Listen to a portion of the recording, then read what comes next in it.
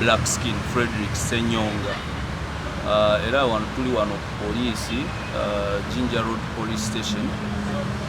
Black Skin bamukwata okuva ku Saturday badde wano ne tugezaako okumufunira police bond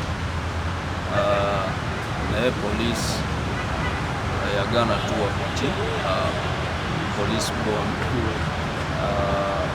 He has recorded his statement naye kati the file has been sanctioned kati tugenda mu kooti sawa zino tulabe ngeri gye tusobola kusaba kooti etuweko ku bail to see that at least Black Skin is released for the time being until then akomeo maybe to come back for the cases. However, tetuli sure nti tusobola kufuna ki bail mu kooti kubanga omanyi the court has discretion. Court erina buyinza either okugranting bail or to deny it. Naye ngaffe we are going to try and request, because this is a very simple offense. He has been charged of offensive communication. The offensive communication. Kati Bebe Cool is saying that Black Skin used aggressive words. Kumuvola. Kumuvola, exactly. Yagamba nti Black Skin is doing what we call character assassination. You know, but you see, all this can be decided in court. But sawa zino, the most important thing is okugenda mu kooti okusaba bail. Okay. It's about the song Jemvude, basically. Okay. Jemvude, Black Skin is saying that Jemvude is still his song because he was not paid. They had a contract in March 2020. Nenga Bebe Cool yasasula 500,000 nasigala nga amubanja namuwa myezi ebiri, that is up to May. Kubanga azimazeyo the $500. Failure to pay that money, the song goes back to Black Skin. Okay. So that was the position. Okay. Yes. Okay. Tuyanzi. Iba. Ogamba otya? Nawe Black Skin amaze nakusitula nakuleta ku police. Kolagana ki joyina wakati we na kolagana ki jemuyina? Awe chali wange kuva ddame akajadda kubaja akyenda si wa leero. Nebi yankubidde nti bamutote ku police, yankubira lwa mukaago. Yes sir. Mugamba kale soko otubulire bakotote ne tucommunicate nganga bamulesa wano ku Jinja Road. So kakati balete bamujanga ko statement leero bamujje ko statement. Mpulira bya luyimba ate simanya Bebe Cool amubanja biti, simanya yamuvuma ku internet. Kale ekintu ekyo mbadde sisuubira Bebe Cool kuba kola ki.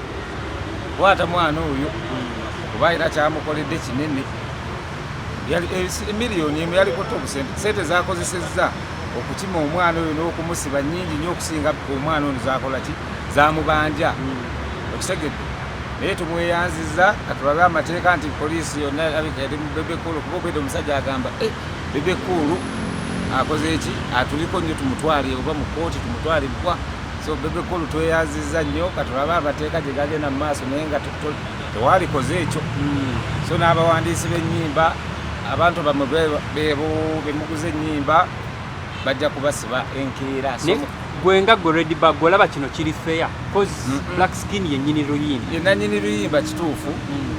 Ate oli kati alinga akolaga nti amusibira kirala simanya bikira naye nga byavudde ku luyimba. Abuza simanya bamwogeddeko ku Facebook, simanya bakoze ebijja.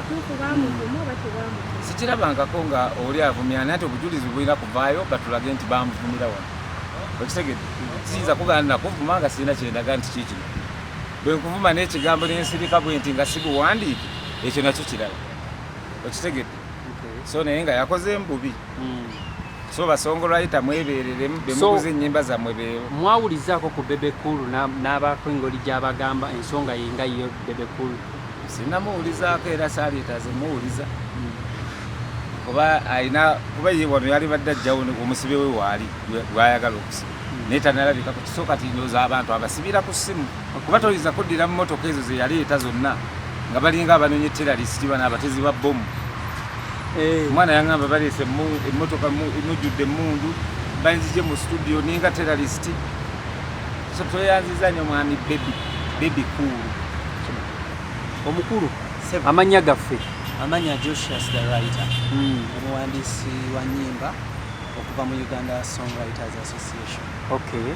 Kati munnammwe almost bamukutte nammwe kyabakutteko era nga Uganda Songwriters Association tuvumirira enkola eno kubanga ebintu bye tukola it is creation Katonda yabituwa ate ne tubiwa abalala ne babikolamu ssente nnyingi kati bwe nkusaba ssente entono ze mba nkusabye for my work ate gwe n'otakibalamu bali kiruma sometimes extent bagamba mbu his blackmailing bebe cool whatever it is pain of the efforts ze tusaamu nga tucreatinga bambo tuba tuwandiika ennyimba zino we teach omuyimbi from the word melody na buli kimu nga bwe twayiganga ennyimba mu sekende so abawandiisi we deserve the respect and honor because we create jobs for many people out there fe abavaamu ennyimba zemukola ki zemukola so embeera eno tetusanyusiza ffenna nga abawandiisi mu ggwanga that's why Songwriters Association wetuli ku lwa muganda waffe Black Skin era tugenda beerawo paka tulabe nga Black Skin aliwewo. Oluyimba luno bwe mmala odduwandiika